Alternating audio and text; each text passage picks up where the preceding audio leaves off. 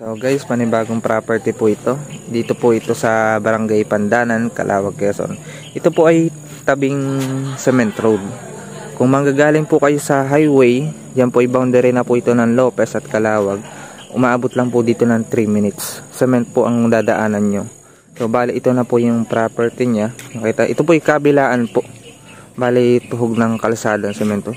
So yan po. Pero yung palayan, kasama po siya, pero sa tenant na daw po yan. Bali 3,000 square meter po yung sa tenant. Hindi po yun ibebenta. Bali ito lang pong kapantayan na ito dito. Bali ito ay na kulang-kulang 3 hektarya po. Pero ang presyo lang nito ay 1 million lang. So kulang 3 hectares, 1 million lang. May source na din po dito ng tubig at kuryente. Sa signal po ay okay din ang signal po dito.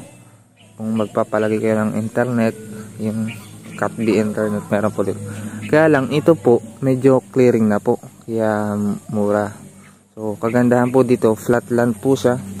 Wala na siyang tatambakin pag magtatayo po ng bahay dito sa gilid ng kalsada.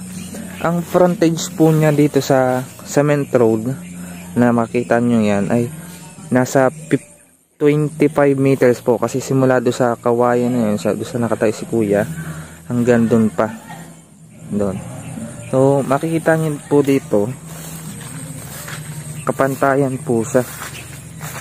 Pero doon sa padulo na po doon, dito malawak pa ho yung pantay niya eh. Yan po mga Carabao grass. Medyo masuka lang po siya. Yung sa padulo pa ho daw niyan dito, medyo pataas na po yun doon. Hindi naman siya gasinong ano. Basta ho pahaba na siya. Then wala na din siya gasinong niyog. Kasi itong mga kalapit na ito, iba na ho may-ari niyan. So diretso lang po yan doon. Maganda din po ito. Ayusin, clearing, linisin lang po. Then maganda na dito magtirik ng bahay, tas mini farm. Kasi 1 million lang ito sakto. Meron na kayong 2 hektarya mahigit. Kasi kulang po ito sa 3 hektarya. Tas may ima-minus pa po na 3,000 square meter para po dun sa tenant na doon.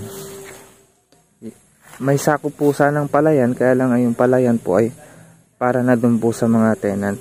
Binigay ng may-ari dito. So okay din naman po ang papel nito. Kasi parang na-attorney po yung may-ari. May kakilala pong ano, kaya maganda.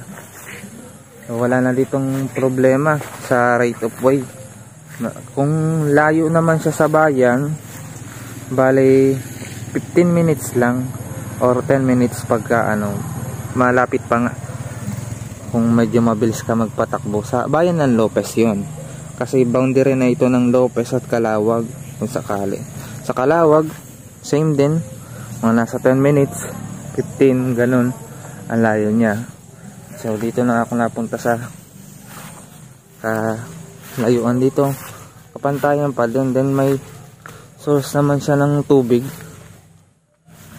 Wari ko nga meron pa dong ano, meron pa dong ilog-ilog, kasi meron siya ditong ano, parang bukal na diretso yun, inaagusan ng tubig.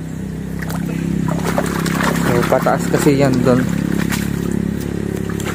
makita nyo yan, may source ka. Kung magla-livestock kayo dito ng kambing or ng baka, so madali lang, maganda. Kung magpa-farming kayo, okay, kasi meron na kayong only water.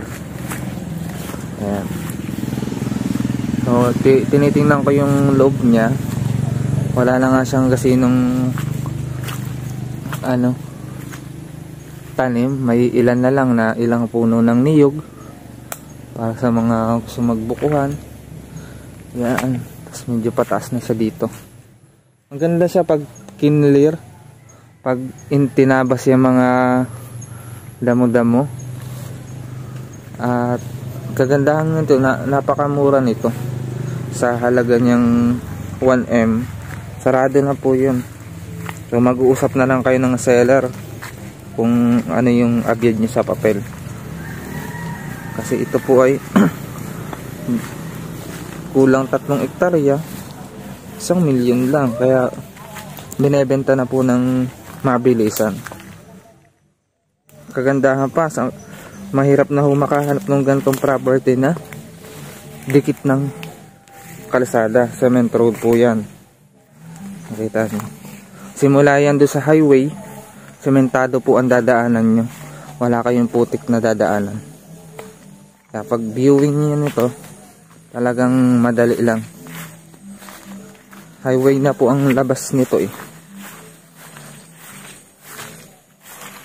Kaya napakaganda ng lugar. So ngayon na lang ulit ako nakakita ng ganitong property na mura, na tabing kalsada. Kadalasan kasi na dito ay pag nagdikit na ng kalsada, talagang pumapatak na ng 100 to 150 per square meter. So itong murang-mura, wala lang siyang produkto, kayo nang bahalang maglagay.